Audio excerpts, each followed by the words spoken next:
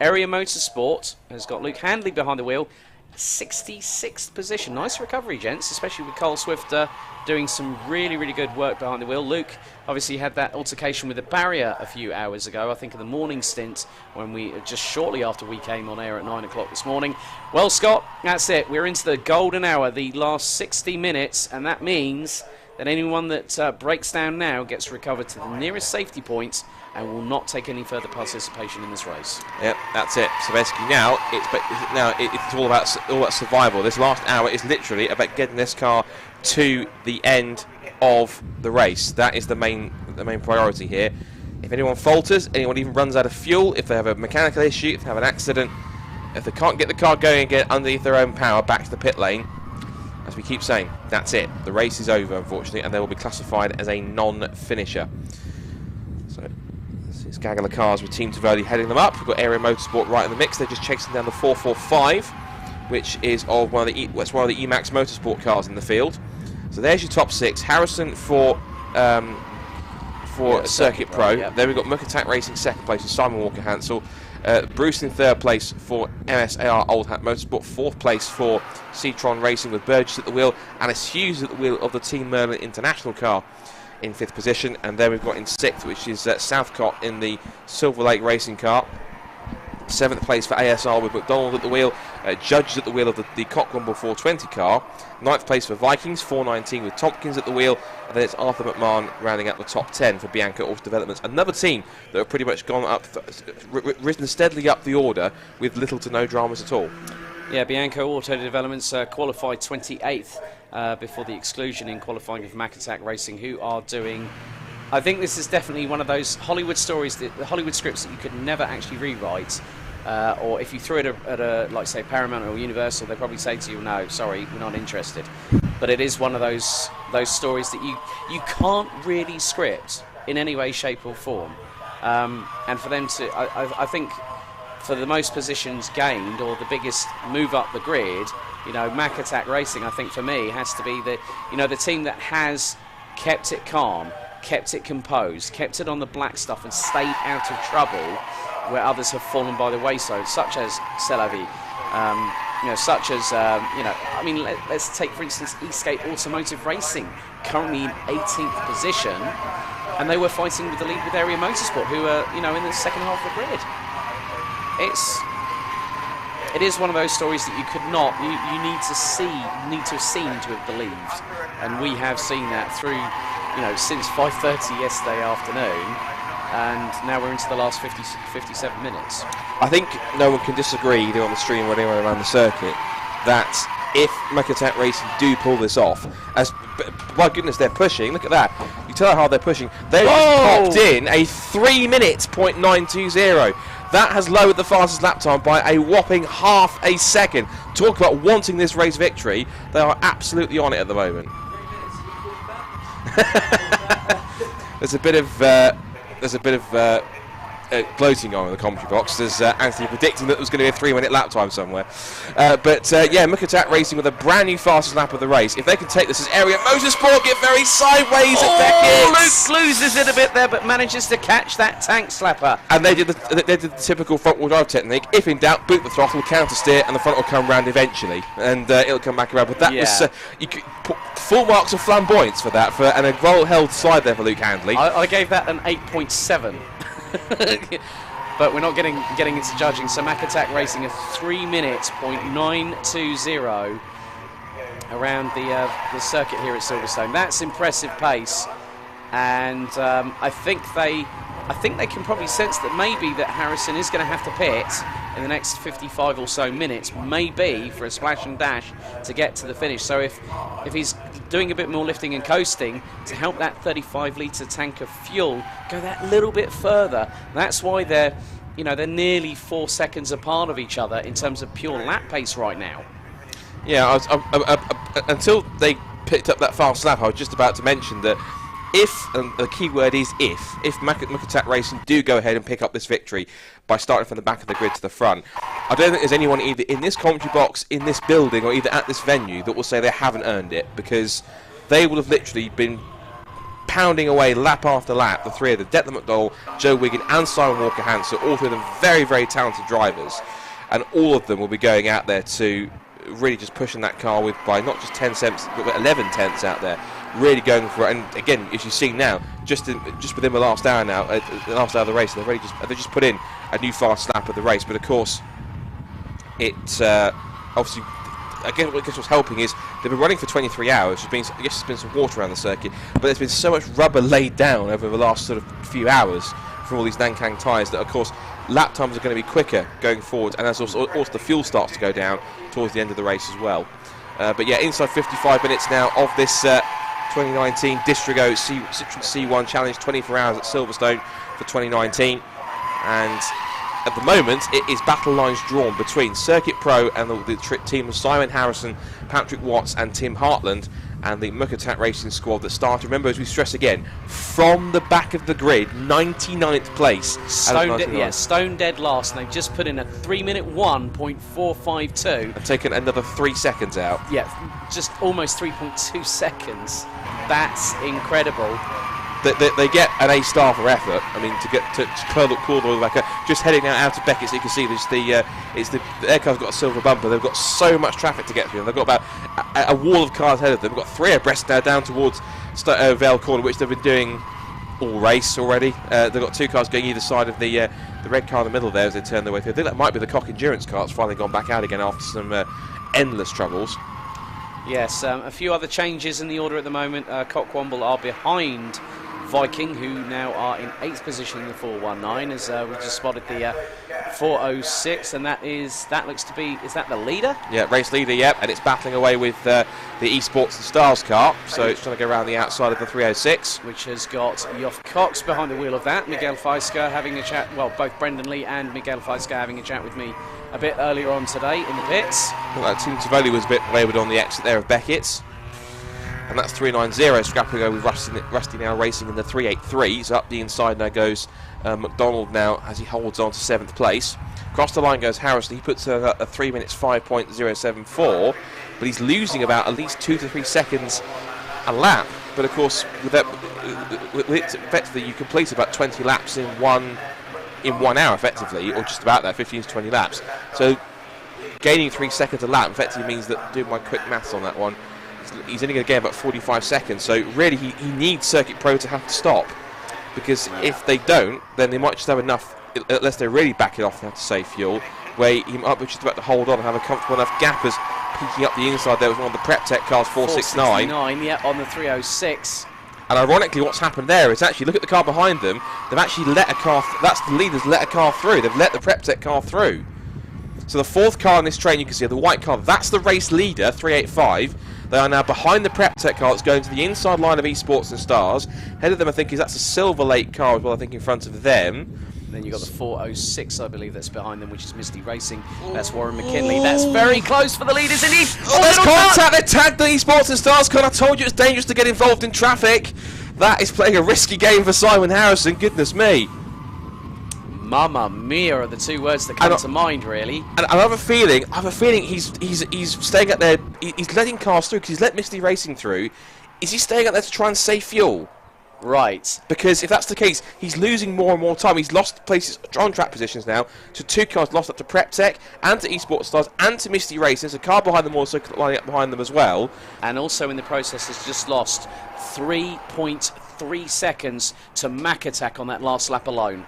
Through all what's been happening over the last couple of laps, they've lost over 10 seconds, have the leaders currently. Yeah, there they are now behind Misty Racing in the 406, but that Anthony comes back in. He missed a very, very close moment as, just to recap those who didn't see it, go up the inside of Stowe Corner, and there was a tiny bit of contact as the leader just tagged the Esports and Stars car. A tiny moment, but they all just about saved it. But we reckon at this point in time, just to recap Anthony whilst he's here, back in here, there's a possibility we think maybe Simon might be saving fuel. There he is, the 385, and he's caught up with the Misty Racing car. He's battling amongst back markers because he might be just saving fuel and backing off to get to the end of the race, because he's losing about 3 or 4 seconds a lap to the car behind, which is Simon Walker-Hansel. The gap is now, last time across the line, under 90 seconds, 1 minute 24.264. That's the gap between first and second, but at this point in time, 4 seconds a lap. I think Simon's doing just about enough so that he's not losing too much time. He's got enough of a cushion to possibly come in and maybe even try and do a fuel stop so that he can, if he has to come and do a splash and dash, literally even change the driver. I'm not 100%. Again, we don't know if he has to change the driver, if he's near the maximum 60% driving time or the 3-hour driving time in a stint, or if he's coming in for, if he's going to come in at all, just for a fuel stop or anything else. He doesn't go through, he come in, he goes through again for another lap. There's the 351 of Marino Franchitti that collects a little bit of dust from a car a little bit further up in front. Marino's now currently running in 13th position. But yeah, I mean, with what you were saying about the back markers there, Scott, in some respects what Circuit Pro are doing, I think, because once they're in the tow, the engine is not being stressed so much, and so that's saving fuel. So that dirty air that's being punched through by the car in front is helping Circuit Pro to eke out as much as they can out of the 35-litre tank in the Citroen C1. We've got their Team Stella V, early race leaders as we went into the night last night. Also got 447, which is the Mark Werrell car, and also in there too is the car in 10th position. And just behind them, look who's creeping up in the background. That's Muckatak Racing Simon Walker-Hansel. Last lap for Simon Harrison getting involved in that. He did a 3-minute 6.682. And bear in mind that now Simon Walker-Hansel has got all of this traffic to try and pick his way through, but he's doing it so skillfully, he's losing minimal amounts of time and still clawing back 3 to 4 seconds a lap as he picks his way through the field. Just going to come at the top of the shot. Whereabouts is he? There he is, right at the top of the shot, going through in the middle there. That's the Simon Walker-Hansel Muckatak Racing car. So we'll see exactly what the gap is as they come through past us on the pit straight. There goes the rest of the pack. Where is Simon Walker-Hansel? Looking out our commentary box window. There's the Bianco. There is Stella V. There he is, crossed the line, 347. The gap is now 190. It's another 4.4 seconds taken out. The gap is now 1 minute 19. So this is an intense finish to this Districo Citroen C1 24 hours at Silverstone. And oh look, we've been joined again once again at the probably appropriate time by Mr. Jimmy Broadbent. So hi Jimmy, it's good to see you back on the stream. To give you a recap to anyone else watching, as we said, we're in the last hour of the race. The car there, the black, pink and yellow car, which is Muckatak Racing, there it is. That is Joe Wiggin, Declan McDonald, and the man behind them was Simon Walker-Hansel, a former star in T-Cars, which is the junior racing formula back in the days when it was the Saloons, which existed for a while. He is now trying to close in the lead gap now by about 4 or 5 seconds at this point in time. And the gap is down to 1 minute 19 seconds. We're not sure if current leaders Circuit Pro Simon Harrison at the wheel is yet to stop, or has to make another stop for fuel, or if he's backing off to try and save fuel towards the end. But there's a bit of a showdown forming here for first and second as we head into the last 45 minutes. 96% of the time has come to pass, and we're into, well, very much just over 2 minutes into the last 45 minutes of this Distrigo Parts Distribution 2019 Silverstone C1 24 hours. And as everyone is still, quite literally, it's still 3 abreast. It's like it is. This is a customary sight for those that haven't experienced C1 racing. You know, this is. It doesn't matter what position they're in. They will go 3 abreast. We've even seen it nigh on 5 abreast at points around this circuit. So I've just seen a couple of cars come flying past, and so Harrison's just done a 3-minute 3.684. That's the best lap of the race for Circuit Pro. That's a personal best. But then it's what Simon Walker-Hansel does for Muckatak Racing. As hopefully we'll see. I'm just going to keep an eye out for him. Francesco Geniali asks on the stream, they change tyres or not? They do change tyres, but it's every sort of few pit stops they'll do so, or maybe even every other stop they do so. That's the 480 with Alice Hughes at the wheel, former Mighty Mini champion, so she's used to a small potent little front-wheel drive hot hatch. So, I'm just keeping my eyes out of the commentary box window, Scott, to see where Muckatak Racing are and see when they come across the start-finish line. Should be very, very shortly indeed.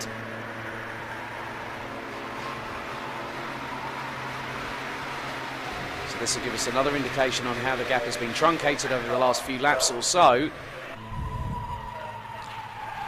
Just waiting for Muckatak Racing to come through. I've been trying to watch them on the stream. They haven't come through just yet. Simon Walker-Hansel then we're sort of all craning our necks to watch from with bated breath as they comes down the pit straight. Hasn't come through just yet. There's a few cars I recognise coming past the pits.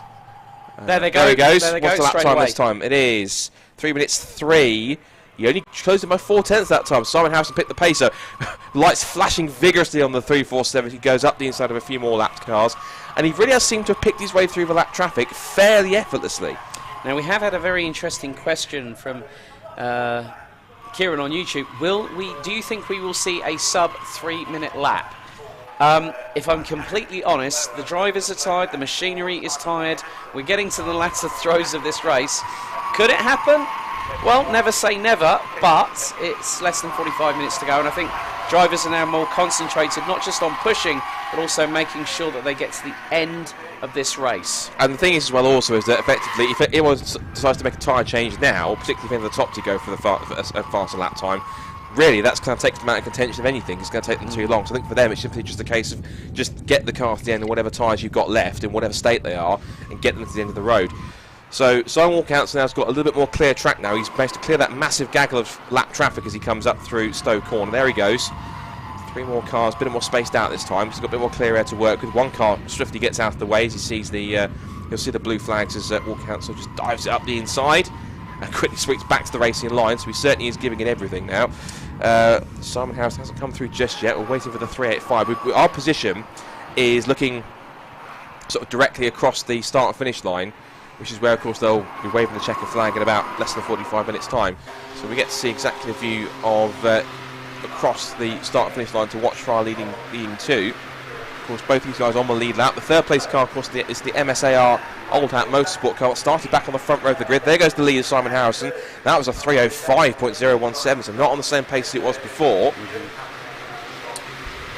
So in around about less than 80 seconds time, we'll see Simon Walker-Hansel from Mack Attack Racing in the 347 cross the start-finish line. We'll see how further, how much further the gap has been closed. Just gonna have a look and see where the fortunes of our 97-year-old friend Ken Davies is at the moment in the red Nicker car. There he is, 78th place for our 97-year-old racer, well, Ken Davies. His first lap was a 3:25. He's got that down to a 3:16.8. Nice work, Ken. Yeah, potent work for Ken. Good stuff for him to move his way up through the order. So, very shortly, we will see Mack Attack cross the line, as I've just seen C1 USA cross the line. You can kind of tell on screen in terms of where some of the cars around them were. Let's see, whereabouts. We're trying to keep one eye on the stream, but also keep one eye out the window. That's why I've decided to stand up, Scott. Yeah. 488's just crossed the line. Mack Attack crossed the line now. 3 minutes, 1.36. That's another 3 seconds taken out. For 4 seconds taken out almost. 1 minute 15.7 is the gap now. We are now just over 40 minutes left in this race. Well, it's going to be. I think it's going to be quite close. It's the 390. That was close. Those two have already been clattering into each other, ASR and C1 USA. I definitely think that they both don't want a repeat performance of that, from what we saw a bit earlier on. Yeah, it's Kieran McDonald who he made that move around the outside line. So 41 minutes and 40 seconds left on the clock. Gap between first and second is just over 75.7 seconds. There's Mack Attack Racing at the top of the screen. That's the black, yellow and pink car on the right hand side there, 347. That's just man in second place. Now, and then it's a lap further back to MSAR Old Hat Motorsport. We'll run you quickly through the remainder of the top 15. Citroen Racing with Burgess behind the wheel in fourth. Team Merlin International in the 480 in fifth. Silver Lake Racing 398 in sixth, ahead of ASR in 390. Viking in the 419 in 8th, ahead of the 420 of Cockwomble with Bianco. Auto Developments continuing to complete the top 10 with the 345 of Emax Motorsport, the 309 of Bengineering, the 351 of GMP Development Stand Up to Cancer with Marina Franchitti behind the wheel, 452 of SCC Performance, and Misty Racing with Warren McKinley from Team Brit completes the top 15 with just over 40.5 minutes remaining here to go. So Walker-Hansel again with the headlights flashing to warn the slower cars in front to try and get through. The Abbey corner and the big gaggle of cars that but this is all the cars he's left behind whilst lapping them. We see one of the cars in the mix. One of the cars in the mix there is, of course, he's just going through the Abbey corner now, is the Merlin International all-female crew with Alice Hughes at the wheel. more three abreast action through Abbey Corner behind them. So they're certainly not giving up the ghost here in terms of these fantastic battles. Now, Odd Bob has just asked on YouTube, where is Flying Haggis now after the engine and gearbox? Now, when I spoke to the team a bit earlier on in the pits, off camera, one of the drivers did a 3-minute 13 with just second and fourth gear. Then fourth started playing up. Bit of a story behind this, that what happened was that the poor engine was attached to the great gearbox. The great engine was attached to the poor gearbox. So when the poor gearbox decided to give up the ghost, they went, we want to just finish this race. And kudos for them to doing it. So they swapped out, put the better gearbox in, and they are currently in effectively 82nd position with David Grabowski back behind the wheel. So, yep, 39 minutes and 26 seconds to go. We are almost home here at Silverstone in terms of the Distrigo parts distribution. C1, 24 hours of Silverstone as Flying Haggis crosses the line. Can't really miss that with the SST letters clearly emblazoned on both doors of that car. And at the minute, the gap again, Scott, has gone down by just under 3 seconds. Yep. Well, 3 seconds in terms of pure lap pace. So Simon Walker Hansel really upping the wick here. 1 minute 12.832 is the gap between first and second position. But the question we keep on asking, of course, I know we keep on asking it, but it really is the question on everyone's lips. Is there goes Simon Walker Hansel X. He's got this is the next group of cars he's got to negotiate. There is Walker Hansel again with the headlights flashing on full beams, saying, "Come on, guys, get out of the way!" And he's trying to get some quick laps in here. Oh, hang on. I've just spotted a familiar name there. Graham Goodwin, maybe, from dailysportscar.com. Ah, hello, Brilliant Graham. stuff. Excellent Saturday afternoon entertainment. Thank you, Graham. Very much. You mean Sunday, not Saturday. Sunday. Yeah, sorry. It's not yesterday. I might as well put myself in a DeLorean-style C1 in that case. Possibly. Possibly. You're just seeing here, Simon Walker Hansel just got past the C1 USA car. 4 more cars to get around in a few moments' time. As Cameron's looking for the Simon Walker Hansel car. Whereabouts is it? Through the complex. Through this gaggle of cars. See. Yeah, I need to focus. I can't see it yet. Where is it? 1, 2, 3, 4. There it is, at the back of it. Now, are the flashing lights going to be engaged by... Yes, they are. Simon Walker Hansel sets them ablaze. Has he got... he must have... He's going to have repetitive strain injury with flashing those lights so repetitively over the next 37 minutes. Either that or he's got a button on the steering wheel that makes you like because you do get that in race cars. You get like a button on the steering wheel that flashes the headlights. You do get that in racing. There goes the leader. A lap time this time at 3 minutes 4.3 for Simon Harrison. This is the battle now we've got going on here between first and second. It's the lap time battle here. Harrison, I think, is either doing as much as he can before he knows he has to make a pit stop, or he's trying to bring this car home because he knows he's well within the driving time of 60%. Yeah. He's just trying to bring this car home and save as much fuel as he possibly can. The question's got to be here is Simon Walker Hansel, who's carving his way through the lap traffic here, how much time is he really losing? And he's not losing that much, to be honest, looking at it. No, I mean, he's just got past the 420 there, going through the loop. He's going past the 452 now, which I think is that one of the Atomic cars. I think he's going past now. No, Atomic had both retirees. Oh, that's it. Yeah, is that the Citroen car actually? Instead, it might 452 be. is SCC Performance, so 14th place at the moment with Dawson behind the wheel. They're a position behind Marino Franchitti in the 351 in the GMP development stand-up to cancer. Good to see Howden Haynes getting behind the wheel, and it was definitely good to see him in the pits in a different capacity to what most people would associate him with as a race engineer. Right, lap time this time by 3 minute 1.598. The gap's come down again by almost 3 seconds again. So it's 1 minute 10.073. So we're getting close to getting it under a minute, but time is still ticking away. We've got just over 36 minutes to go in this C1 24-hour race here. The Distrigo C1 24-hour race, the biggest grid in UK motorsport history, with 99 cars, of course, and the still majority of them all still going. There is Simon Walker Hansel again. Got 2 cars battling side by side between Magnus and Beckett. This is the worst thing he wants in front of him as he goes through. Up the inside, that's a daring move. Oh, that's Simon Walker Hansel storms up the inside like, get out of the way, 393. He really is giving it so as he goes out of Magnus Beckett Chapel. You can tell he's on a mission. This is great. He is giving absolutely no quarter whatsoever. And I tell you what, I've just done a little bit of a brief calculation that we've got 35 minutes to go. let's say, okay, it's 3 minutes a lap, just give or take, and if Simon Walker-Hansel is trying to reduce the gap, if he's doing it around about 3 seconds a lap per lap that he's doing, if we cover another 12 laps in the next 35 minutes, he will only have made a dent of around 36 seconds. But that's still a big chunk, though. That is still a big chunk, but that would mean that Harrison in the 385 needs to just keep on doing what he's doing. Just keep on being consistent and making sure that he does his absolute best, as Macatak is using some slipstream now. This is probably where Simon Walker-Hansel is also making up a little bit of time because of that dirty air being punched through by the 499, and is trying to go round the outside. What? He's not scared, is he? He's definitely not scared. He's prepared to put it all on the line every single car he passes in his pursuit. Now, last lap time by for Simon Harrison, 3 minute 4.508, so another 3 minute 4 lap time.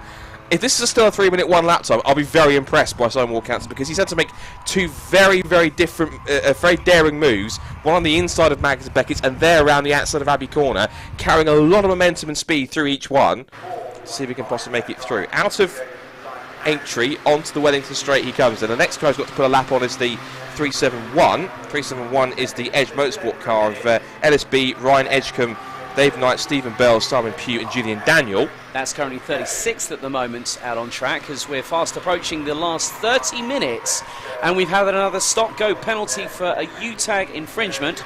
That is for 478. 478 that's all the Bs. That's another team we haven't really talked about too much in this race.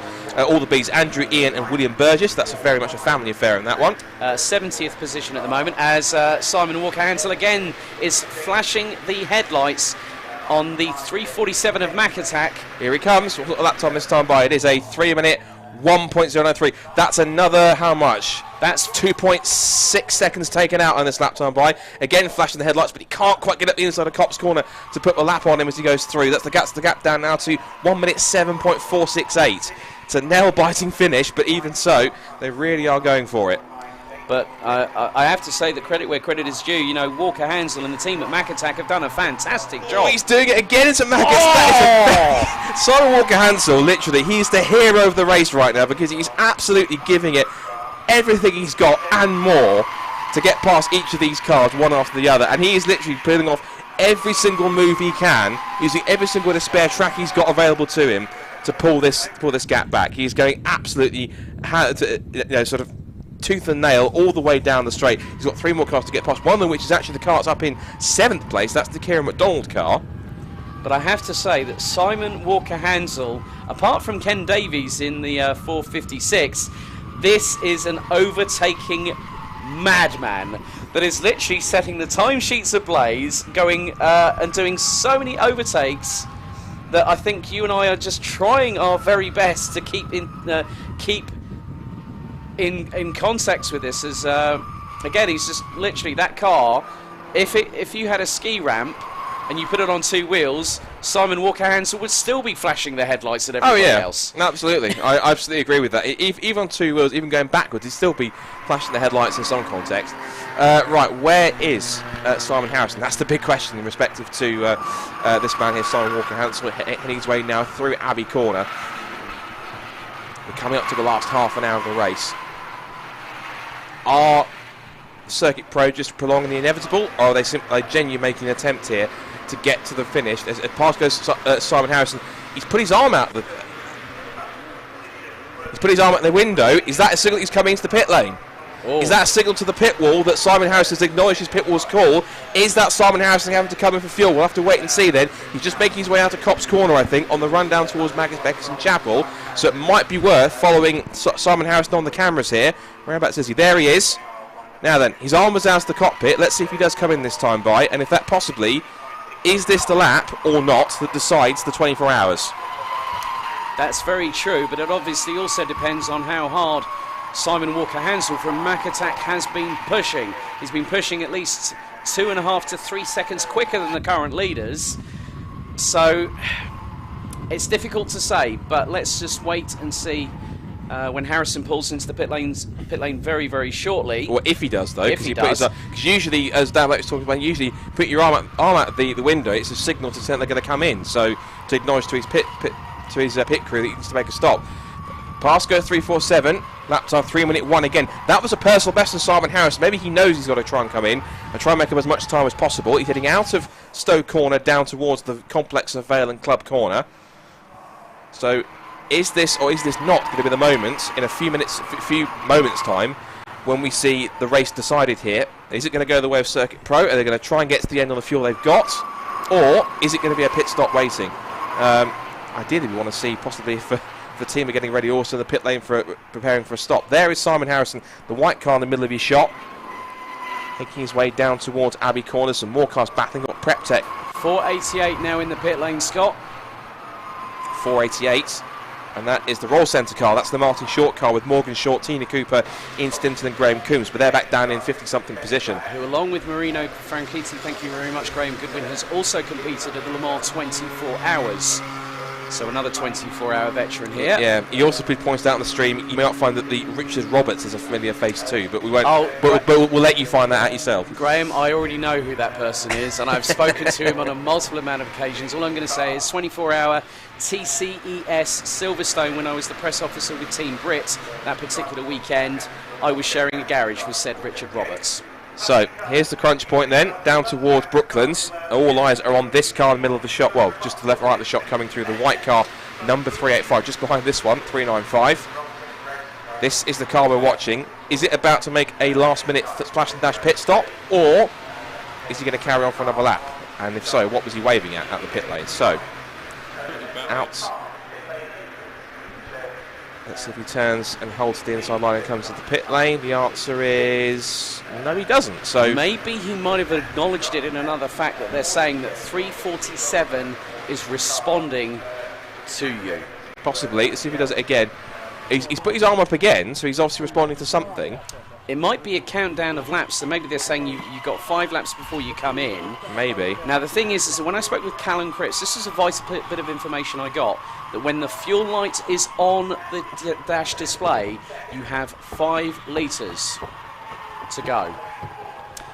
Race control have just said that when the checkered flag comes out, the pit wall must be clear of all personnel in preparation for Parc Fermé on the grid, and that is going to be well over 75 cars, as we now have 27 minutes 38 seconds on the clock remaining here at the Distrigo Parts Distribution 24 Hours C1 Racing Club event here at the home of British Motorsport at Silverstone, using the full 3.661 mile Grand Prix loop here. So at the moment the lap times, well, the lap time last time around from Harrison was a 3-minute 4.784, and it's a 3-minute 1.2200 from Simon Walker Hansel. Gap now is just literally 1.4 seconds over a minute. So this is the crucial thing now, which is keeping our eyes on the 385, but we'll keep tabs of course as well on the 347. Now inside the final half an hour with just over 25 minutes to go now in this C1 24 Hours, and really for these guys here, apart from some internal battles, it's pretty much just a matter of survival now. I mean, apart from in terms of the gaps closest on the circuit, there isn't really anyone that's close enough to have a proper on-track battle for position. Everyone's just trying to get the cars home now and secure the positions that they've got. Of course, Simon Walker Hansen's continuing to press on and do as much as he can. I do have to say that there's been another fastest best lap from Citroen Racing, with Burgess behind the wheel in 4th, but just on a 3-minute 1.889. That's their best effort. Alice Hughes still taking the 480 Team Merlin International to the flag as the 447 Kermit car comes back into the pits. But I'm just going to keep my eye out of the commentary box at the moment, Scott, to see what happens with Circuit Pro and the 385. So we've got just under 26 minutes of this race to go, which means we are pretty much at, I think, according to TSL, that is 98% of the time is elapsed so far here. Just tucked in that group somewhere is our race leader. There he is, just moving through these lapped cars here. Up the inside goes Simon Harrison, trying to make his way through. It's past one, slots in behind the Elk Motorsport car. And now just making his way through the inside of the right-hander. The Elk Sabora Motorsport 379 entry currently has, at the moment, Tom Parker behind the wheel, they're currently 48th, and just behind them is the 306 by about 25.5 seconds of Geoff Cox in 49th position. So, there we go. We have Mac Attack Racing coming back into shot.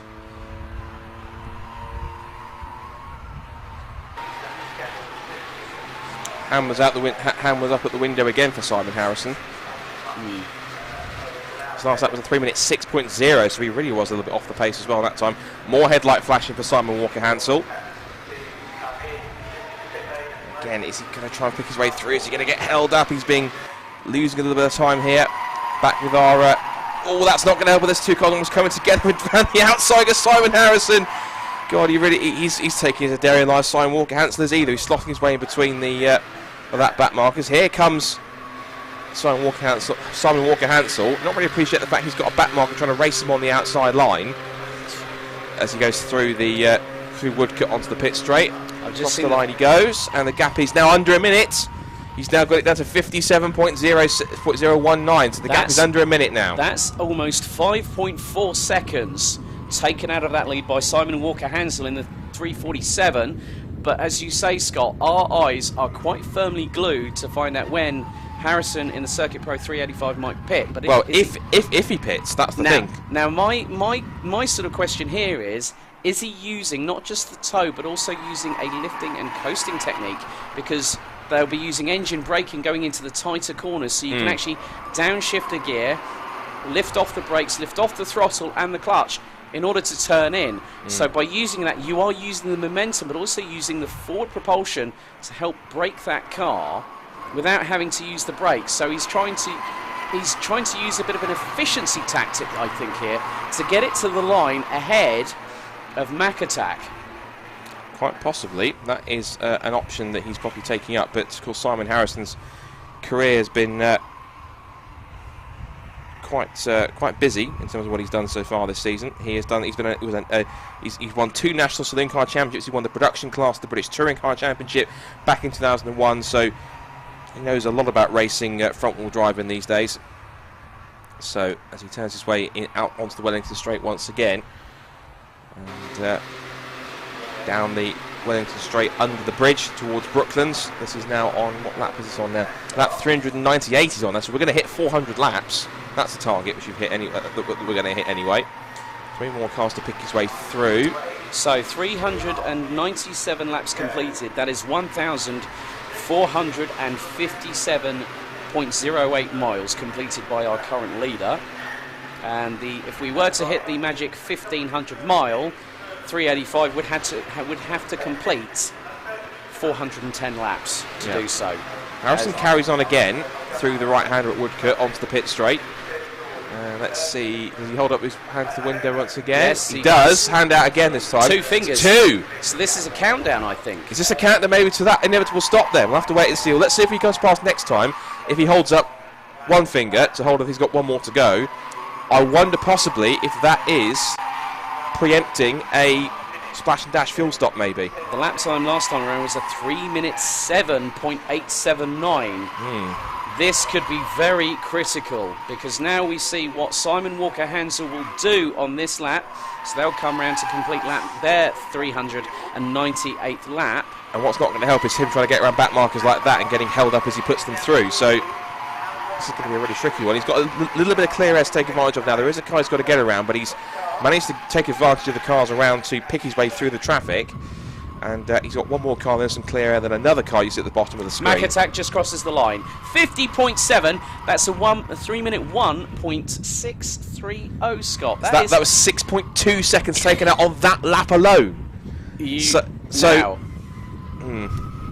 ladies and gentlemen, we are fast approaching the final 20 minutes of this Distrigo Parts Distribution C1 24 hours at Silverstone Grand Prix.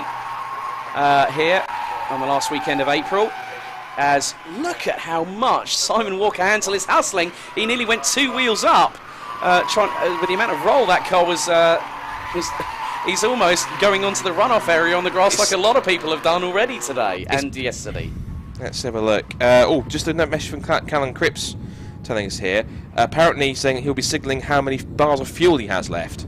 So maybe that's to tell him that maybe he is okay for if fuel. he goes on to 1 bar, then that means after that it is the reserve. Because normally, I think with the Citroen C1, if memory serves me correctly, because I worked for Citroen, a sales dealership, funny enough, in Chelmsford, and you had a digital bar display. Yep. So I'm just going to have a look at an image, which might be very, very useful to us very, very shortly.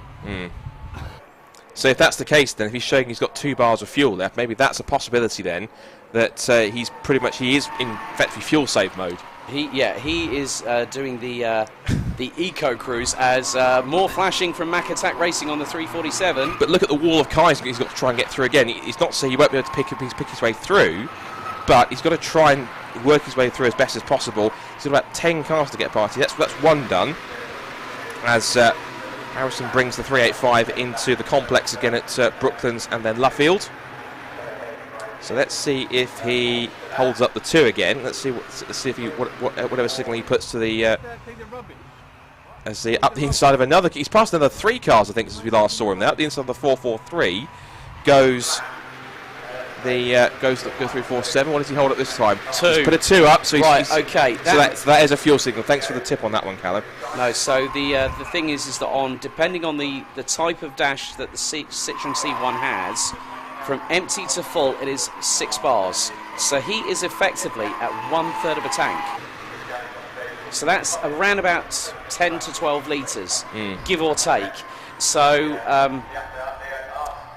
so his last lap was a 3 minutes 6.894, a little bit faster than the previous lap. So this is probably allowing them to still keep going. So this is the clear sign where the pit board is saying, how much fuel have you got?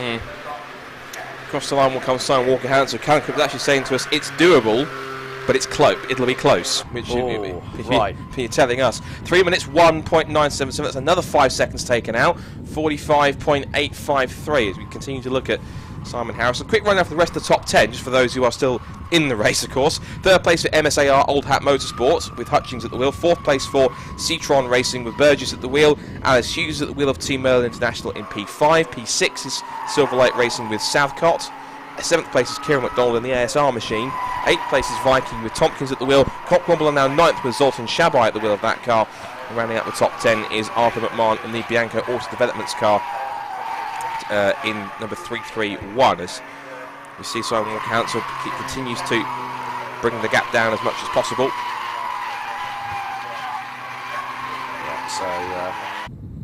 Yeah, on the first generation it is 6 bars from full to empty. As more flashing from Simon Walker-Hansel in the Mack Attack 347. Clearly on the hunt, but obviously our leaders at the moment still doing a very, very good job.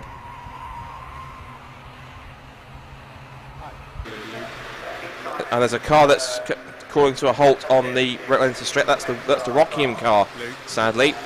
It's the Rockingham machine hitting problems. That's car 448. 448 has been right down the order, unfortunately. From as I can see, Rock down 75th position with Michael Galliards at the wheel of that car. So that car's having problems, but he's got hazard lights on, so he lets all the back markers through.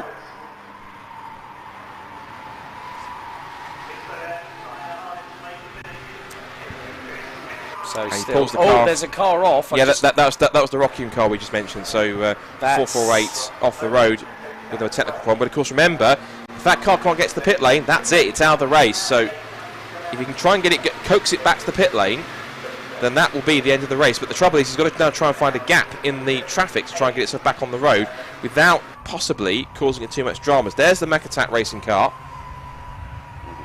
So across the line, has Simon Harris gone across the line just yet? Not yet. He hasn't. Let's see if I can maybe refresh the timing screen a second, see if he has gone through yet or not. He's just gone through now. 3 minute 5.511 for Simon Harrison. So we still see the Rockingham car stationary just on the runoff area. And now we see the 423 nearly doing a bit of opposite lock and going a bit understeery there. Yeah, that was very close indeed. And interesting enough, the part of the circuit he's pulled off on is actually that's the runoff area, which used to be the old part of the Grand Prix circuit coming out of Bridge, so yes, into Brooklyn. So they've obviously that's a big difference there. There is Harrison hustling his way through Magnus Beck's and Chapel. He's put a lap on the Acura Celtique with the Clapham North car.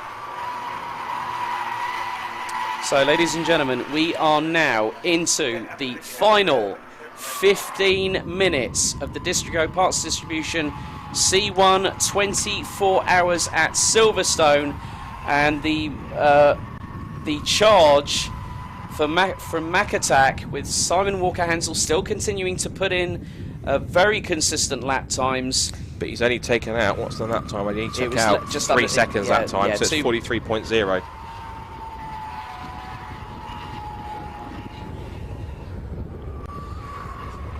So, at the moment, with the way things are, I think for Simon Walker-Hansel to have at least halved that, well, he's over halved that gap that was around 1 minute 30 between himself and the 385 of Circuit Pro.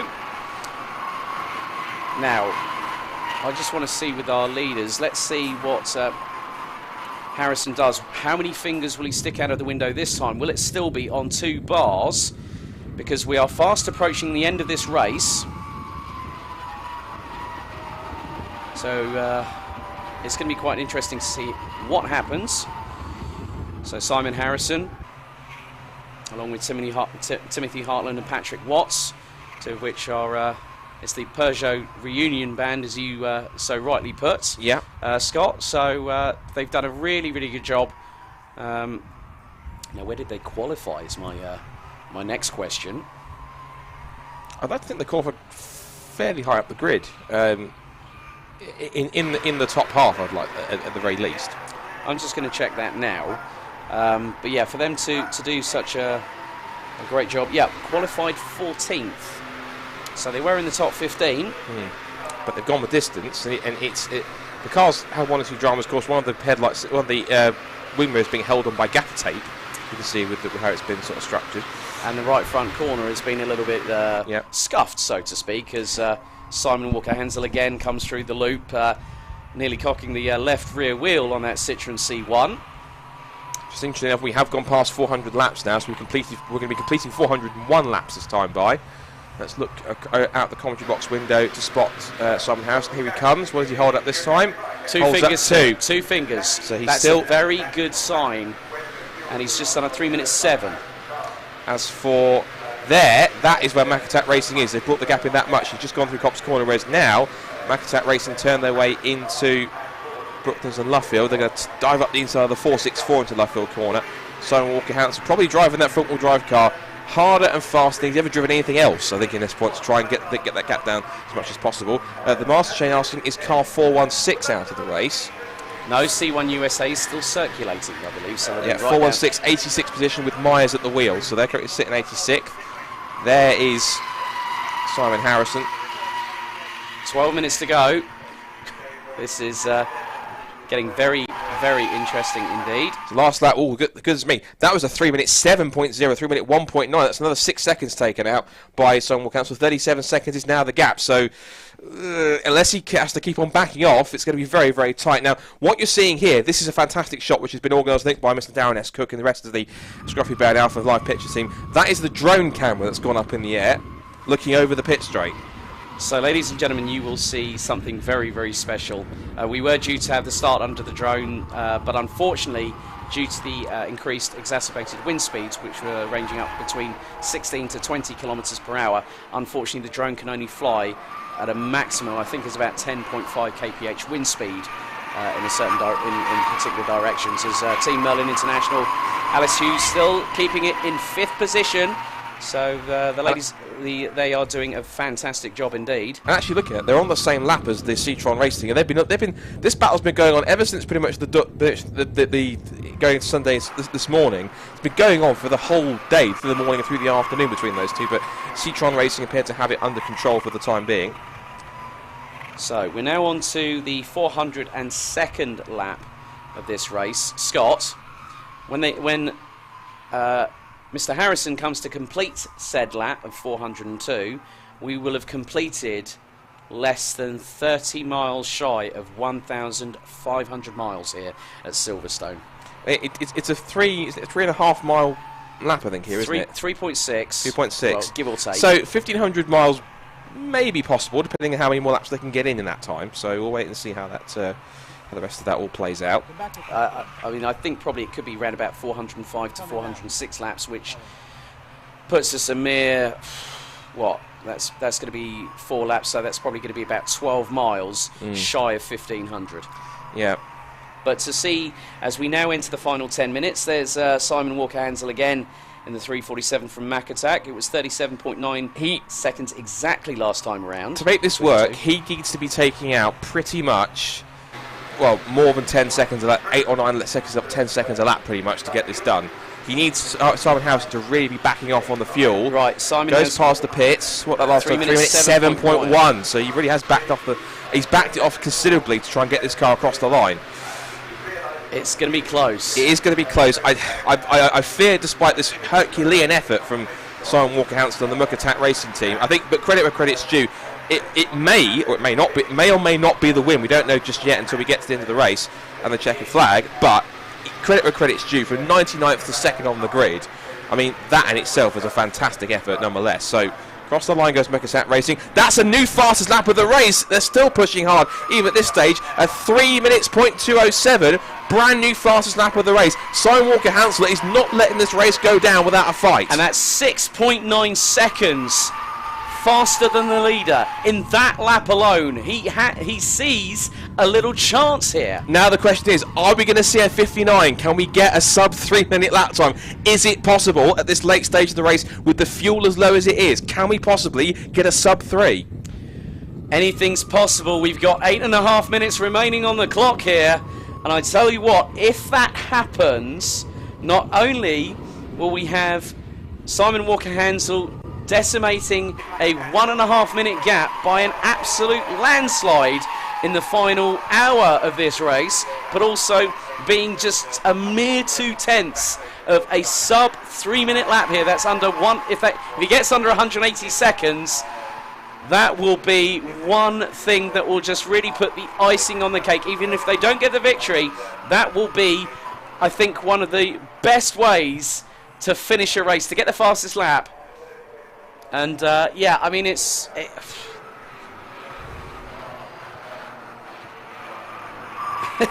oh, Anthony Jordan's just Facebooked me and has got Facebooked the commentary team chat and has gone another 3 minute 2. Lol. Wait until 2:59 shows up, Jordan. It could happen. So we are into 7 minutes 24 seconds remaining. And Circuit Pro are on now lap number 403. Bearing in mind that those looking at the TSL timing, the 402 is how many laps have been completed, but does not take into account the current lap that the leader is doing at the moment. We've got the 447 cars going a bit slowly. Oh, there is Muck Attack Racing. He definitely knows that he's got a chance, but the time is ticking down. 6 minutes 53 on the clock. Is it going to be that Simon Walker-Hansel makes the fairy tale story truly complete from dead last to the top step of the podium?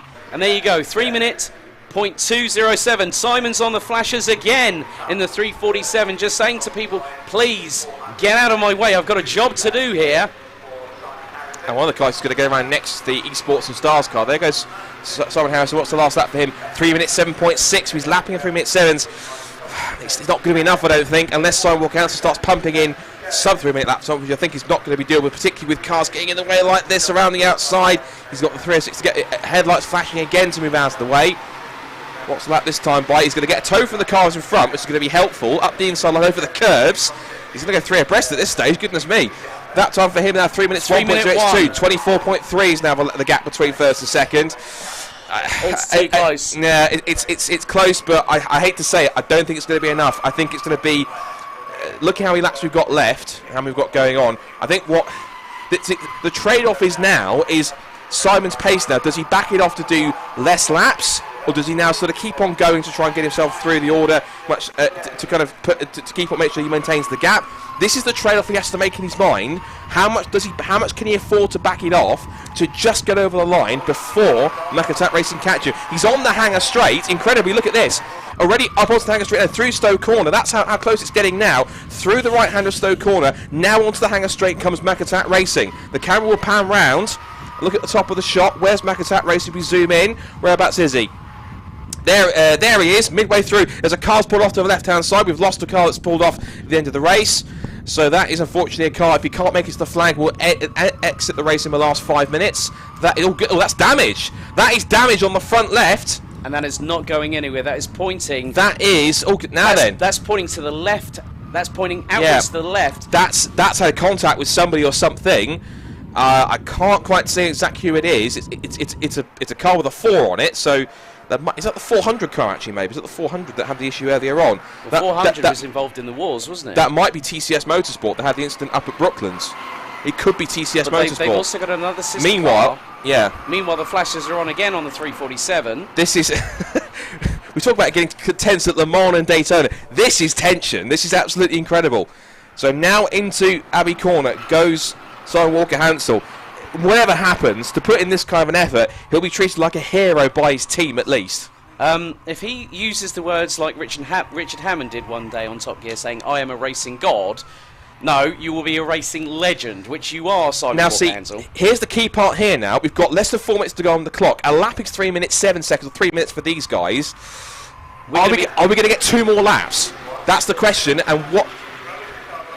And so this is the trade-off, the calculations. There it's Macatac Racing at the top Wellington Straight. Now this is really going to be interesting because we are now on lap number 404. The next time Simon Harrison crosses the line for Circuit Pro, we will be on to the 405th and possibly... I think it will be the penultimate lap as he comes across, because it will be 3 minutes 10.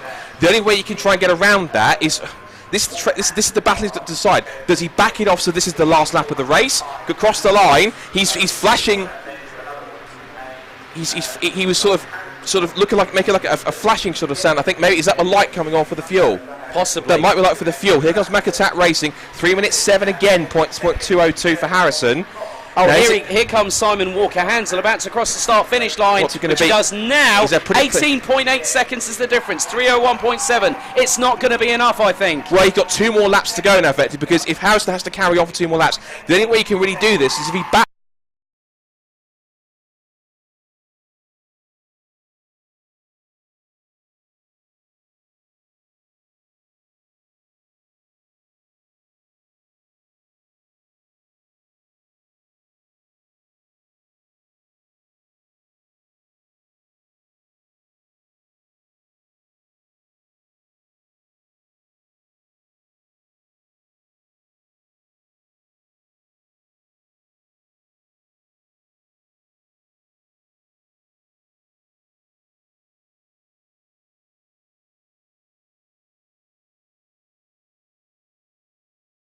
back this off enough, right? Well, we'll to be able to get this victory done. Into Stowe Corner he goes for what could be the last time, but it just depends on when the final lap board gets shown to Simon Harrison from Circuit Pro in the 385. 1 minute and 45 seconds on the clock remain here in the Distrigo Parts Distribution C1 24 hours here at Silverstone.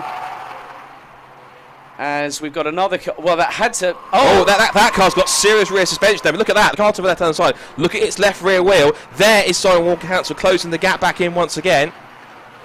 That car, that's the 431 that's had the problem. And that is Melchi Motorsport. That's the Ronald Johnson, Steve Jones. Oh, Kermit in the 447. Good spot there, Dan Blake.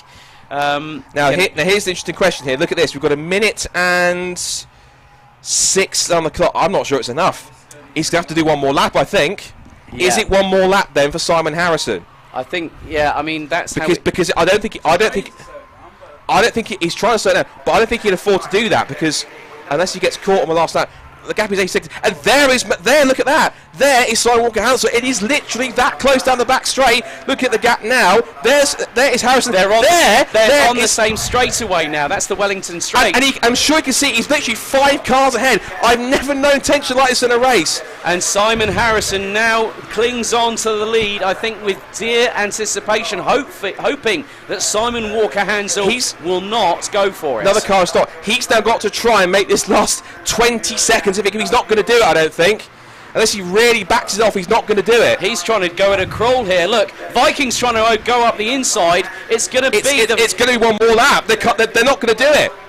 No. 9 seconds left. They've got one more time. They've miscalculated He's crossed the line at 7 seconds to go. There's one more lap to go. One more lap to 3 minutes 12. Walker-Hansel goes across the line. What's the lap time for him? This is the last lap of the race. 3 minutes 12. It is 7 seconds on the last lap of the race. This is absolutely incredible. So they've mistimed it. You have to get back up to speed. Could we see the lead in this C1 24 Silverstone possibly change on the final lap of the race? This is astonishing. All I'm going to say now, it is in the hands. The ball is in the court. And there he is. Walker-Hansel. He's got one more car between himself and the leader of this race, going through Mayes, Beckett and Chappell. They're in the same shot together. They're through Chappell. This is absolutely phenomenal. If you wanted a grandstand finish, they're now one car apart. He can see them on the road. This is absolutely unbelievable. There they are together at the top of the hangar straight. Has Harrison got enough, or is there going to be a change for the lead? This is absolutely dramatic. Walker-Hansel now has this fantastic opportunity. The team in the 347 disqualified post-qualifying for being 4 kilos underweight, started 99th and dead last, and on the final lap of this 24-hour race at Silverstone, look how close he is to Simon Harrison! He really is having to back it off it. He's in the same part of the track. They're up towards the complex. We could see the lead change here before we get towards Abbey Corner. This is absolutely an unbelievable finish here to the C1 24 Hours. We could see the victory change on the last lap of the race. Up through Vale, up through Cloak. Where are the leaders? The Werrell car is struggling. It's going to be side by side. He's through. He's done it. Simon Walker-Hansel takes the lead. He takes the lead on the final lap on the international pit straight. You couldn't have scripted this. Simon Walker-Hansel has come back from at least a minute and a half adrift of the Circuit Pro 385 to take the lead on the final lap of this race. Scott, all I can say is in the words of Murray Walker, and look at that. We thought that Toyota in 2017 was dramatic. That was on the second to last lap. This is the last lap of the race with half a lap to go. Is being prepared on the start-finish line, and I tell you what a fairy tale on the centenary of Citroen here at the home of British motorsport. It's corners away for the 347 of Mack Attack Racing, and behind the wheel it's Simon Walker-Hansel. He's trying to get the back markers out of the way. He wants to get away from Simon Harrison. I can hear Dave Goddard and also Paul Trustle and Duncan Douglas there going crazy in the commentary box. He comes down towards the complex for the final time, and I repeat this now, 99th and last on the grid. He is now going to complete the perfect back to front finish. It will be the great escape as Mack Attack Racing comes to the final line. Alex coins the flag. What a performance, one of the most memorable 24-hour race, one of the most memorable finishes I've ever seen. What a finish, and what a deserving trio of winners. Bon anniversaire Citroën as Simon Walker-Hansel from Mack Attack Racing in the 347 from Stone Dead Lost to victory at the Distrigo Bars Distribution 24 Hours C1 Racing Club extravaganza here at the home of British motorsport, Silverstone. I've never in my lifetime as a commentator seen such a fantastic fairy tale story unfold before our very eyes. And even Hollywood, I mean, it's a cliche saying, even Hollywood wouldn't believe it. That's incredible. And again, massive credit to Simon Harrison. They tried to play the percentage game to perfection. They just missed out by one lap. They came across the line with like 9 seconds to go. And look at the last lap. What's the last lap time? 3:15 was the last lap time for Simon Harrison. He was literally on probably fumes at the end of the race. And he lost now by 7.2 seconds. Walker-Hansel closed in the 7-second gap and pulled out another 7 seconds. That is absolutely unbelievable. That might be one of the stories of the 2019 motorsport season. And look, Simon Walker-Hansel is absolutely ecstatic, and rightfully so. Now, that is a genuinely incredible performance. Again, we confirm this. Last to first. And that sounds something out of a video game, but trust us on this, it's real. This is no Gran Turismo, this is no Assetto Corsa or Forza Motorsport, but Simon Walker-Hansel in the 347 of Mac Attack Racing, from last to first. A fairy tale story here at Silverstone, celebrating the centenary of Citroen. What a drive. Now, Scott, did Simon Walker-Hansel start this race? Because if he did, that would be unprecedented, the driver that starts and finishes. I'm not sure. Let's have a look, because I did take a picture of the starting drivers just before the start of the race. We're all breathless here in the commentary box. We just can't believe it. Let's have a look. Let's have a quick look. I'll scroll through. The answer is yes, he did. Well, the guy that started it for Mac Attack finished it and got the job done. So, ladies and gentlemen, your 2019 Distrigo Parts Distribution Citroen Racing Club 24 hours at the Silverstone Grand Prix circuit here in Motorsport Valley was won by the 347 team of Mac Attack Racing, just 7.291 seconds ahead of Circuit Pro. Commiserations to Patrick Watts and Simon Harrison. I have to say they did a fantastic job leading for the majority of this race. But you know what, Scott? I'm actually feeling, for the very first time as a commentator, after such an eclectic race, I'm actually feeling rather emotional. I think what we should do is be fair to everyone else, and obviously give them the juices to go through the finishing order as they come through. So, right, so this is, of course, provisional, the provisional finishing order of the Distrigo Citroen C1 Challenge 24 hours. And again, we stress this, don't pinch yourselves. It's real. From 99th and last on the grid to the lead on the last half lap of the race. Mac Attack Racing with Simon Walker-Hansel, Declan McDonald and Joe Wiggin win here at Silverstone for 24 hours. Second place for Circuit Pro. They held on until the last possible moment, but due credit and massive congratulations for second place anyway for Simon Harrison, for Patrick Watts and for Tim Hartland for getting it just almost there at the end in second place. In third place, a somewhat distant third place, but a deserving third place nonetheless, goes to car number 321. That is MSAR Old Hat Motorsport. They start on the front row of the grid. Callum Hutchings, Tony Hutchins, Daniel Bruce and James Keeping. In fourth place, Citroen Racing car 376. That had at the wheel of Adrian Burgess finished the race, but it's Adam Burgess, with Chris Nyland and Darren Beckley. Fifth is the all-female team. That's a popular finish for them in the top five. Team Merlin International, car number 480, with Casey Milner, Alice Hughes, Sammy Bowler and Jemima Hepworth. Sixth place for Silver Lake Racing. That is car number 398, and that was Gary Prebles, Chris Southcott and Michael Harris. Seventh for Viking, car number 419, driven by Nicholas Grindrod, Richard Grindrod, Duncan Stone, Dean Tompkins and Paul Tompkins. Eighth place for ASR in car number 390. That is Alex Sedgwick, Callum Cripps, Scott Jeffs, Ryan Bensley, Kieran McDonald and Morgan Jones. Ninth place for 420 for Cockwomble. That was 390, driven by 420. Sorry, that's Scott Lawrence, Zoltan Shabby and Kristen Judge. Rounding out the top 10, a great effort for car 331. Bianco Auto Developments. You're seeing the rest of the order from 21st to 30th on these screens. We scroll through the results. There's a lot to get through, of course. For 330, that was. So 331. Sorry, that was Paul Plant, Barry McMahon, and Arthur McMahon. We might as well quickly go through from 11th. It's just in name, team name down towards the last bit. So 11th place 345 Emax Motorsport, 12th place for 351 GMP Developments Stand Up to Cancer, 13th place Bengineering 309, 14th place 452 SCC Performance, 15th place 411 Kraken Motorsport, 16th place is 406 Misty Racing, 17th place 318 Eastgate Automotive Racing, 18th place for 474 Akiri Celtic. As into the pit lane, to a round of applause from everyone comes Simon Walker-Hansel.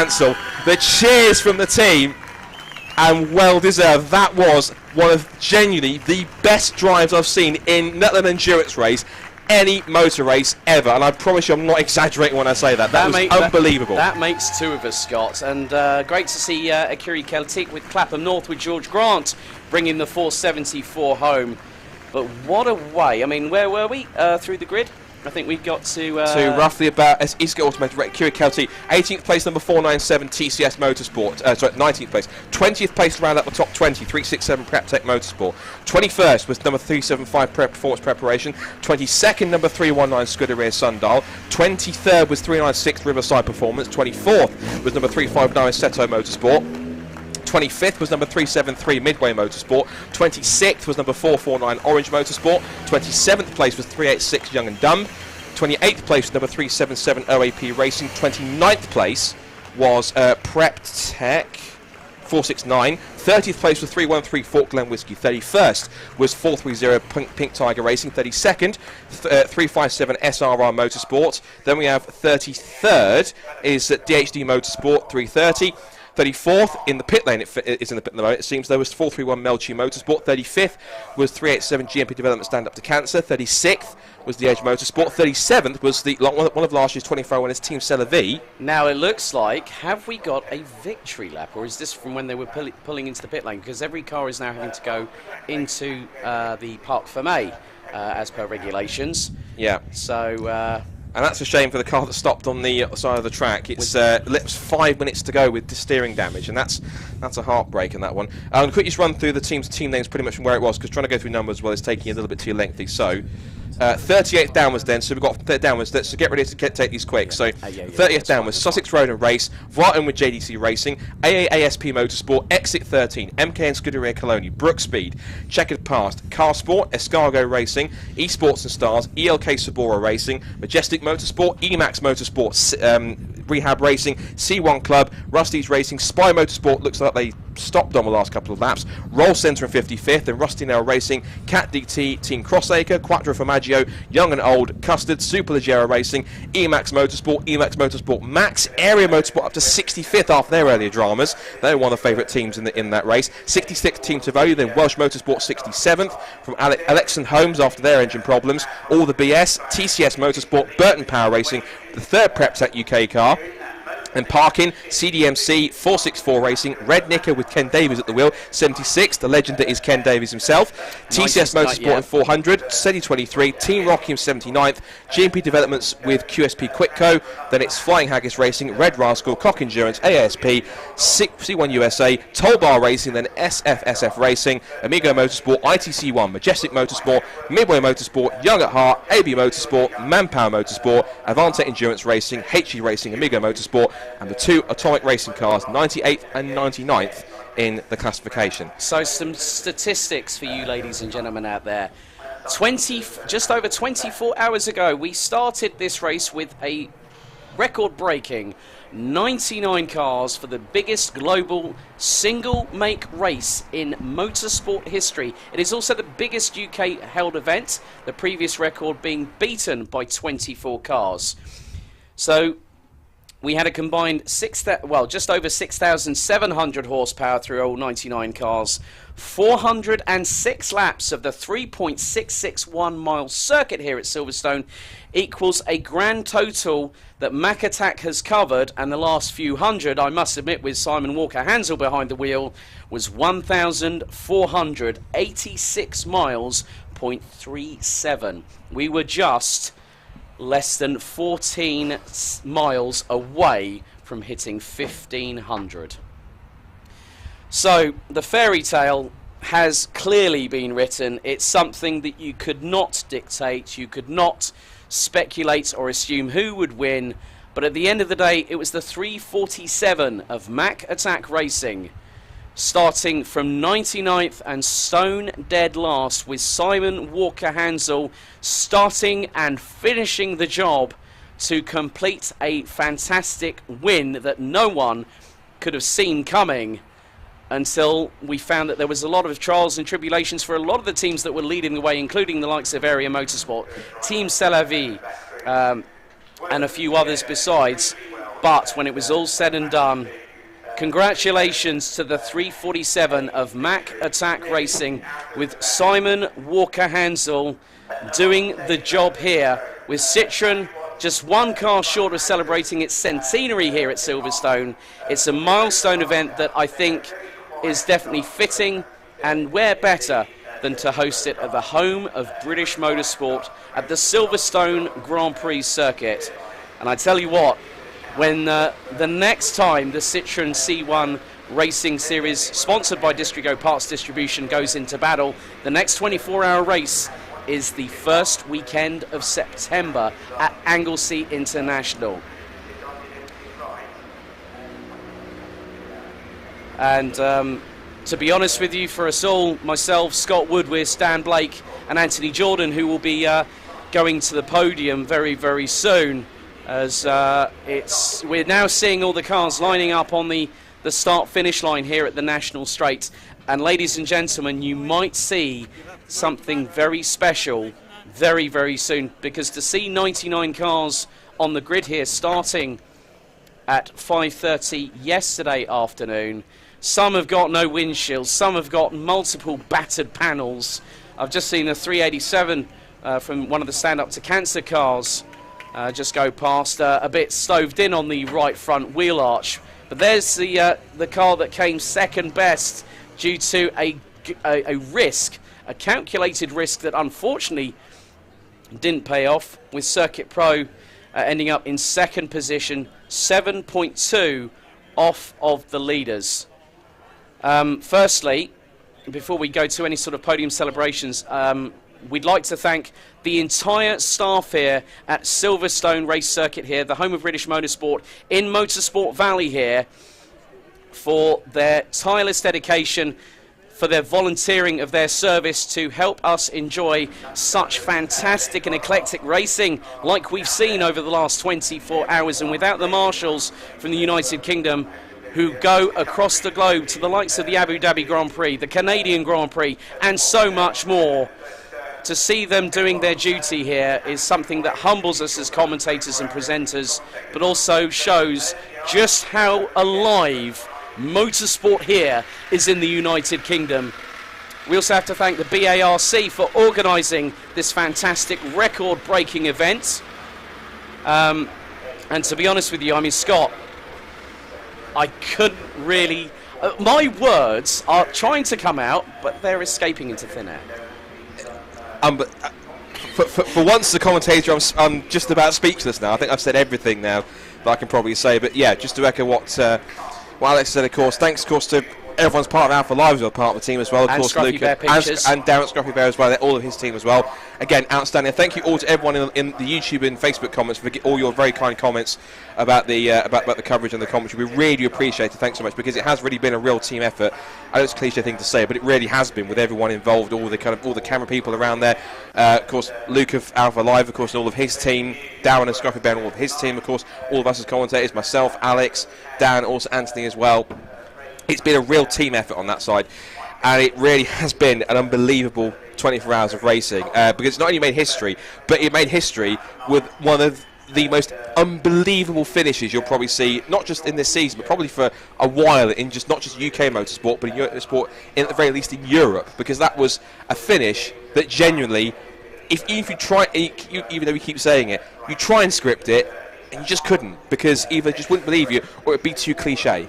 The Cinderella story, if I'm honest, Scott, has truly taken place. It isn't the higher echelons. It's not WEC. It is not Le Mans. It is not Formula One. It is the Distrigo Parts Distribution C1 Racing Series that brought 99 cars here this very weekend. And to be honest with you, we'd like to thank all the viewers, everyone that's subscribed to the Alpha Live channel. Please don't forget to hit the subscribe button, hit the like button, and the notification button on the various social media channels as well. But just to see these cars in, I'm going to say this for the first time, I think, 2x2 hurrah, as you normally do, you've been saying throughout the commentary, but to see them lining up side by side on the National Pit Straight, and these are all the cars that, come hell or high water, no matter how battered they are, are on the starting grid on the national pit straight. And just see a part of it here, Scott. You know, we've got the 464, we've got the Kermit car that Mark Werrell's been behind the wheel of, the CDMC car, 391 with both windshields not in, the Majestic 341 with the Daytona Motorsport on there as well. We've also got the third place car going down the middle to get itself towards the podium as well. And that's the thing, with the greatest respect on that, it was a case of we were so focused on the battle for first and second, we completely forgot about third place. Not intentionally, just there was so much going on with Simon Walker Hansen just continuing to just hunt down the 385 in the closing laps, and it just seemed as though it was that calculation of the last few laps to get it right, and I think he was trying to find the trade-off between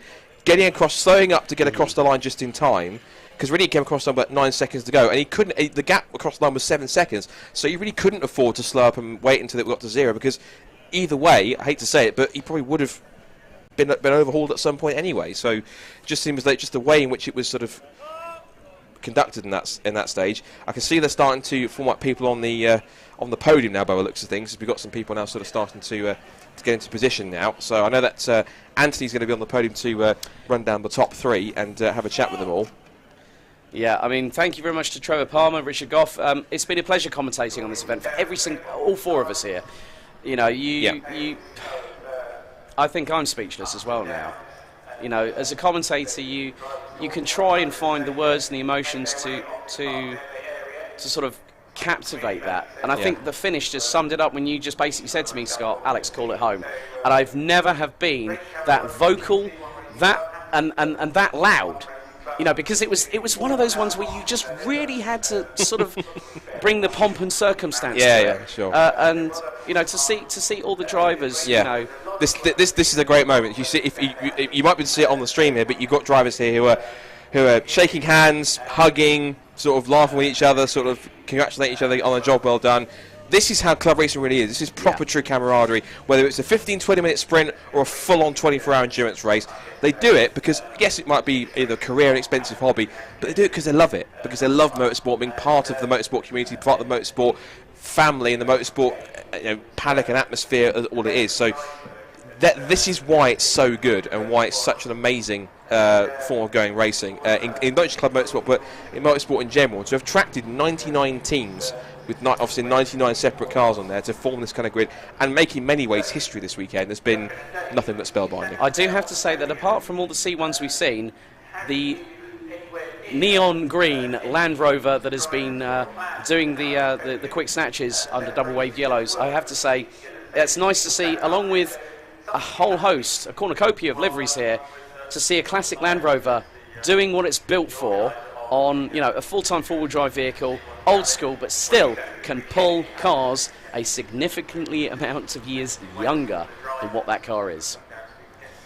Yeah, so we should be getting the podium hopefully very shortly. We just focused on some of the cars. Some of the drivers getting out, and they're absolutely exhausted after that intense tournament. Because racing a C1, obviously, because they're small and easy, you have to be pretty much flat out on it all the time. So it's one of those cars where literally, if you're driving endurance race like this, it absolutely drains you of all the engine because you're literally on the ragged edge, on the limit, or something what Kansler was, for just about 24 hours. So, yeah, I mean, it's just... and Warren McKinley is all smiles out of the Misty Racing. They finished 16th, so they qualified 77th. Another team that moved their way up the field. I tell you what this reminds me of. Just thought of it now. There's another last to first motorsport story that is very similar to, but it was endurance racing itself. And those who are touring car fans, particularly from Australia, might remember. I think it was 1995. At Bathurst, and we had a similar situation with Russell Ingall and Larry Perkins. Larry Perkins got a puncture, I think it was, on the first lap, went a lap down and last in the field. Then by the time he was in the race, he took advantage of safety cars, of picking his way through the field on fresh tyres, and just the outright pace of the car he had underneath him. And he shot through and took the lead of the race from Glenn Seaton and went through to win it. And that was a true last to first effort. Yeah, that's definitely right. It was the number 11 Castrol Commodore at the 2E's 1000 at Mount Panorama in 1995, the 1st of October, and it was the race that was held under the CAMS, that's the Confederation of Australian Motorsport Federation, the Group 3A 5-litre touring car regs, which later became what we know as V8 supercars, which now has morphed into Virgin Australia supercars. 32 cars only on the starting grid. Ignoring me for the last half an hour.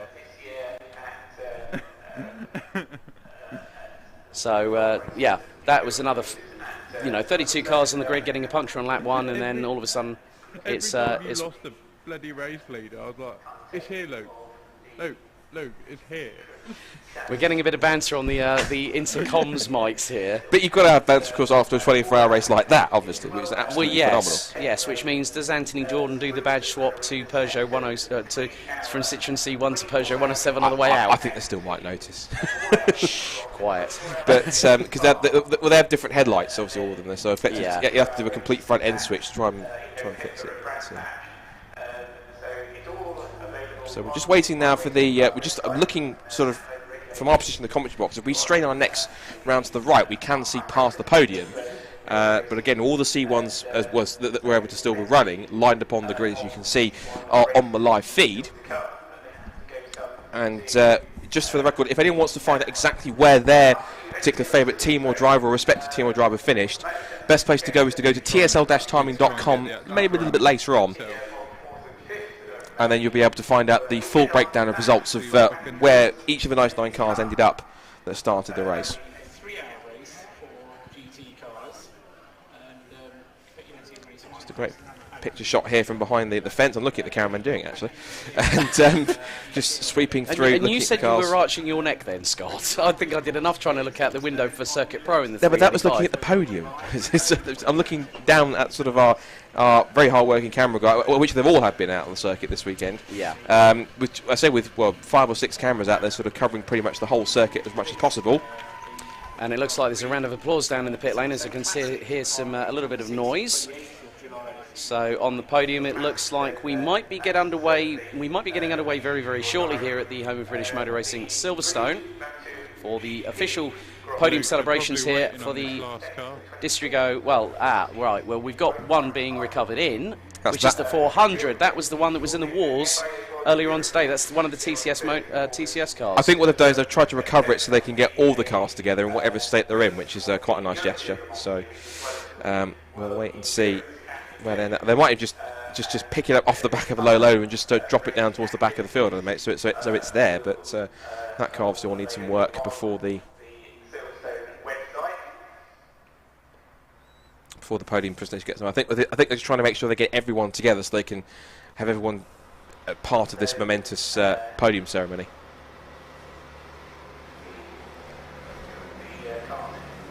So Mark Waller does make a very good point. They still, if you want to take a look at the results as they're still up on TSL right now, if you go to the TSL live timing feed, you can still see the results of the race on the screen.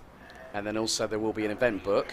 Also, for those wanting to know about the videos that will be put on the official C1 Racing Club YouTube channel, there will be full coverage. So it will be broken up. It will be about a week after this event. Ladies and gentlemen, if you want to watch the full Distrigo Parts Distribution 2019 24 hours of C1 at Silverstone, it will be coming.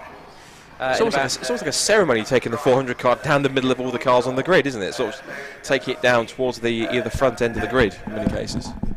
What a scintillating race. I mean, there are not words really to describe it. We've got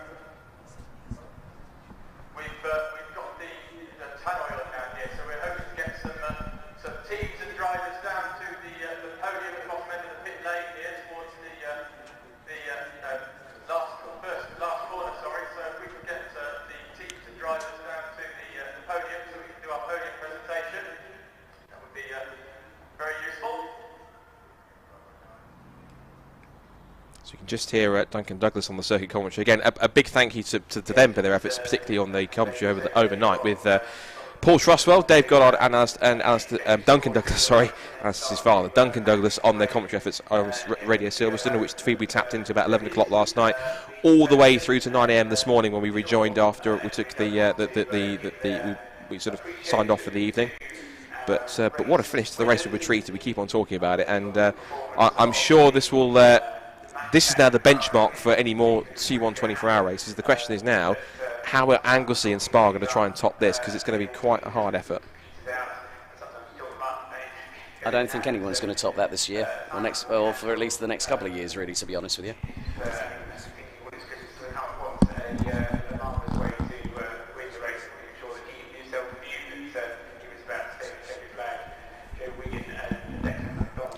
So yeah, it was. Yeah, I mean the. Yeah. I mean, the thing is that we've got Anglesey next up, which is going to be a 4-hour race. That's May 25th to 26th. Then it's Pembrey for the double six, 2 6-hour enduros, June 8th to 9th. Then Mallory on the 28th of July for the sprints.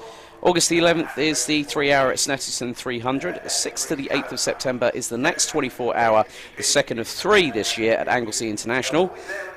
Entries are already open for said event, and then it's Croft for the 3-hour on September 21st, October the 25th to the 27th to Spa-Francorchamps, which opens on the 2nd of June, I believe, at 8 p.m. And then the 9th and 10th, Brands Hatch for the 2-hour, and then you've got also the invitational sprints for endurance races, the likes of Anneau d'Oran, Portimao, Estoril, Zandvoort, Metet, with Manicourt having been the one before this weekend, and then of course the invitational Scottish C1 races, which are being hosted at Knockhill. I'm sure that man by the name of David Christie from Flying Haggis Racing will definitely be getting his backside back in a Citroen C1, but great to see that they had found that everything worked out for him in the end, and Flying Haggis did complete what they set out to do, which was finish the race.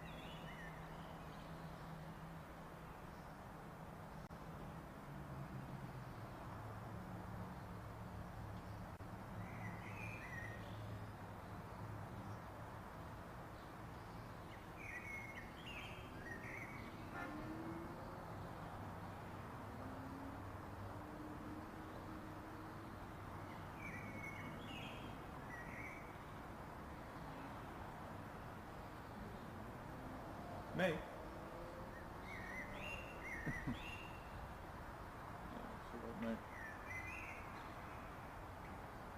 I do realistically need to be gone by 6:30. So.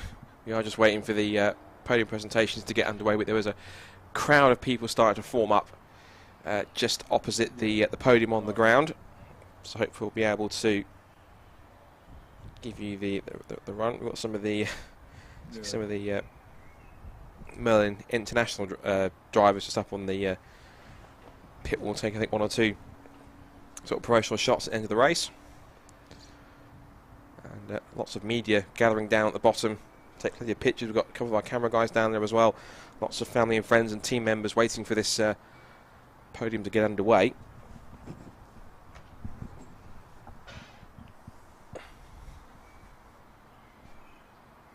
It's just, and people were talking about the birds tweeting in the background. It's just like that. After 24 hours of racing, Silverstone falls silent to the sound of birds tweeting and just the atmosphere created. It's quite sort of, what do you call it, eerie or not somber. I'm not sure what you would call it, but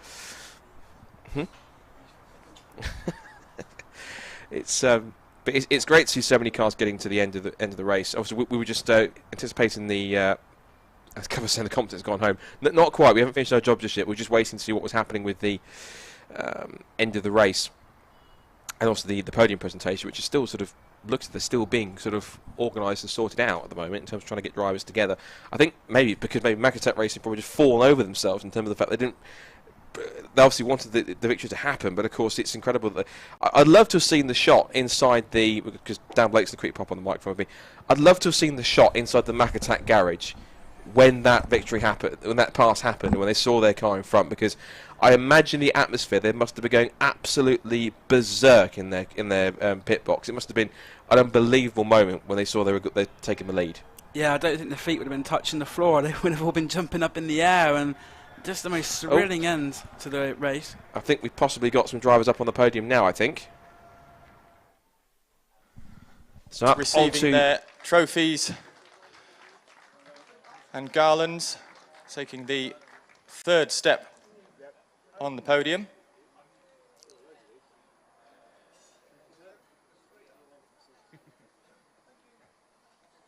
Receiving their trophies from Phil Myatt of the C1 Racing Club. In second place, Circuit Pro. Simon Harrison, Tim Hartland and Patrick Watts were driving the second place car. They receive even slightly larger second place trophies.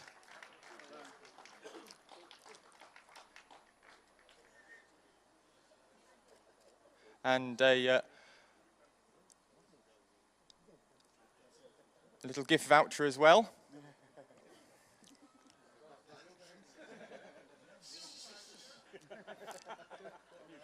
But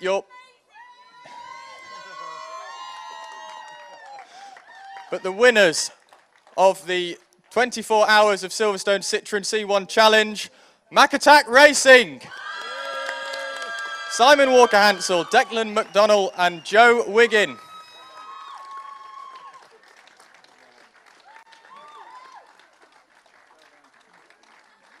They receive their winners' garlands,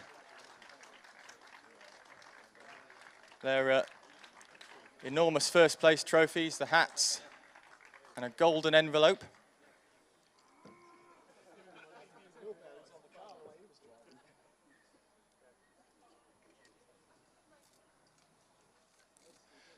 Makatech Racing started 99th on the grid and took the win on the last lap, having the photos taken by the official photographers here.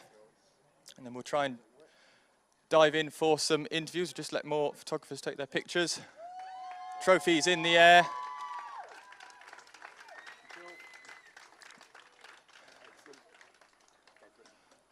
We'll go straight in for some interviews with the winners first of all. So Makatech Racing, we'll talk to Joe actually first of all. Joe, that was absolutely amazing. How does it feel standing on the top step of the podium? Yeah, absolutely brilliant. Can't believe it. Who'd have thought it? 99th to first. Can't write it really. After 24 hours as well, and on the last lap, it's just unbelievable. It really is. After, I think we were 4 laps down after we had a bumper problem, and I was spitting my dummy out of the pram, and my toys were going everywhere. But you know, everyone dug deep, and we kept going through persistence, and the car came to us, and yeah, what a result! A mega last stint by Simon. That was incredible. Fantastic work. We'll go to our second place drivers now. We'll talk to Patrick. Have a chat with Patrick, second place there for Circuit Pro. Simon was driving, and what a race. Great race, great team effort. Obviously, this lot beat us, but had we crossed the line 2 seconds later than we did, the flag would have gone down a lap earlier. But we are going to totally forget that because it just makes us feel even worse. But yeah, I mean, we had a great team of drivers, great team looking after the car, and unfortunately, we came second, which is something we would have gladly, willingly have actually. If someone had offered us second place yesterday, we would have said, yeah, we'll be happy to have that. But we had first in our grasp, and that makes it a little bit bad. Thank you very much, Patrick. We'll go and speak to the James from the Oldham Motorsport. I'm just picking James out here, and then we'll let you spray some champagne. James, third place there. That was a fantastic run for Old Hat. Yeah, top 10. We would have taken that at the beginning of the weekend. We didn't have the greatest of starts, but we fought back. Yeah. Third place after 24 hours. I mean, how does it feel? Amazing. We went to Spa in October, and unfortunately we weren't on the podium there, so to come here is phenomenal. Well, we're going to let these boys spray some champagne now, so I'm going to get swiftly out of the way.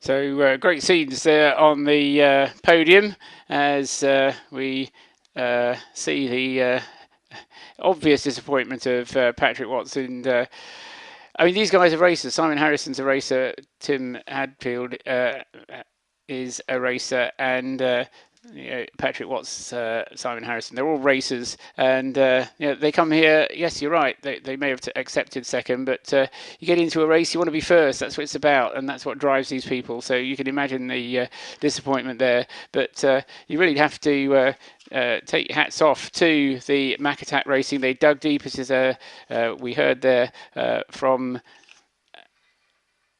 Joe Wiggin. And I mean, Simon Walker-Hansel, actually, I didn't hear from him because Simon was absolutely the man of the race there at the end of the race. I mean, it would have been so easy for Simon just to have said, OK, we're second, I'm just going to drive round, make sure the car comes home. Not one lap was that thought in Simon's mind. Absolutely magnificent effort from Simon Walker-Hansel. And in so doing, he did the fastest lap of the race. He didn't just do it once, but it went faster and faster as the car got lighter and lighter, gave it absolutely everything he had, and I thought that was just going to be a bit of a fruitless effort. But for once, the fairy tale came true, and they went all the way through to the end of the race, and the bigger disappointments are matched by the bigger joyous victories. And as I say, the three drivers, Declan McDonnell, Simon Walker-Hansel and Joe Wiggin, absolutely superb to get the win between the three of them. And well done to the three of them. I can see...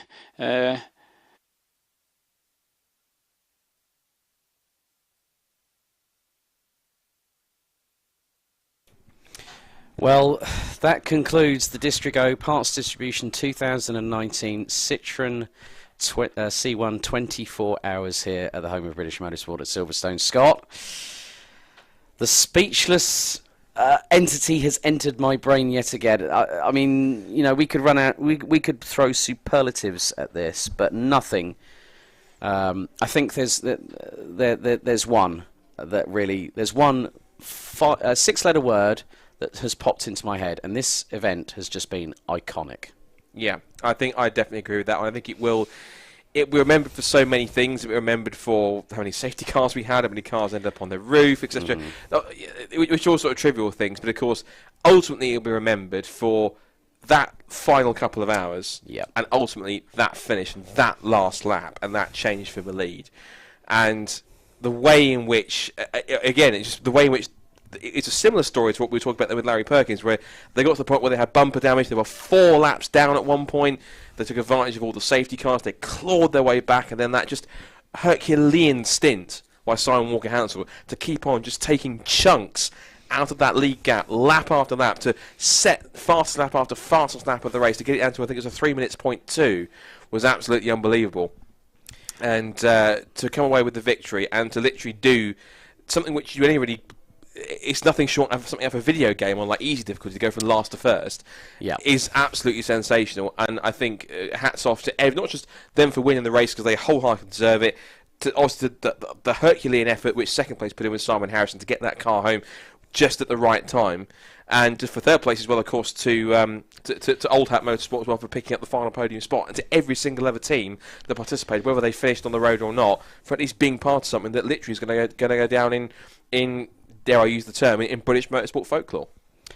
You know what? The last word you actually took right out of my mouth, because let's talk about there's another race that springs out to me. The 2011 Canadian Grand Prix, when Jenson Button went from pretty much the front row to the back of the grid, went through 6 pit stops and then didn't really steal it, but fought his way back through 6 pit stops to take the lead and the eventual victory from Sebastian Vettel, who was with Red Bull at the time, who made an uncharacteristic error just literally half a lap away from the end of the race. That's another race that we could consider, but not in the same echelon as what we've had here. So really, I mean, it's now quarter past 6. So ladies and gentlemen, on behalf of myself, Alex Goldschmidt, Scott Woodwiss, Dan Blake, Anthony Jordan, the entire Alpha Live and Scruffy Bear Pictures crew, it's goodbye Silverstone, adieu, parting is such sweet sorrow as we celebrate Citroen's 100th anniversary in style. Thank you for watching and good evening. Good night guys, thanks for watching.